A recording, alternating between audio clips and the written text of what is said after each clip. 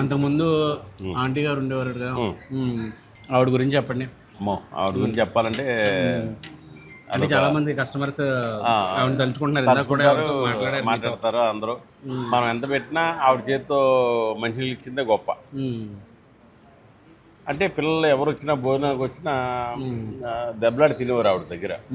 ఆవిడ అలా height 6 feet height అలా ఉండేది, దేవతలాగా.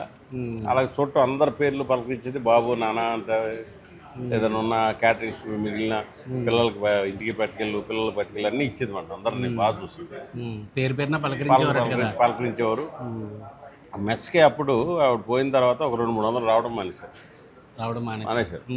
ఒక పెద్ద ఆయన ఒక రోజున వచ్చాడు, వచ్చి ఏంటి సార్ రావట్లేదండి. ఏం లేదు, మా అమ్మ చనిపోయింది కదా రావట్లేదు అన్నాడు. ఎప్పుడు సార్ అండి, నాకు మీ మిస్సెస్ చూస్తే పార్వతీదేవిలో ఉండేది, బొట్టెట్టుకున్నట్ట, నాకు రాబుద్ది కాలేదు, మానేసాం అందుకని మా బ్యాచ్ అంతా.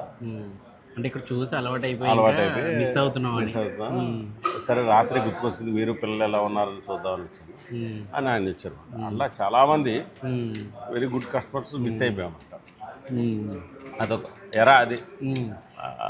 ఆవిడని గుర్తు తెచ్చుకుంటే ఇంకా మనం ఇబ్బంది. ఓకే.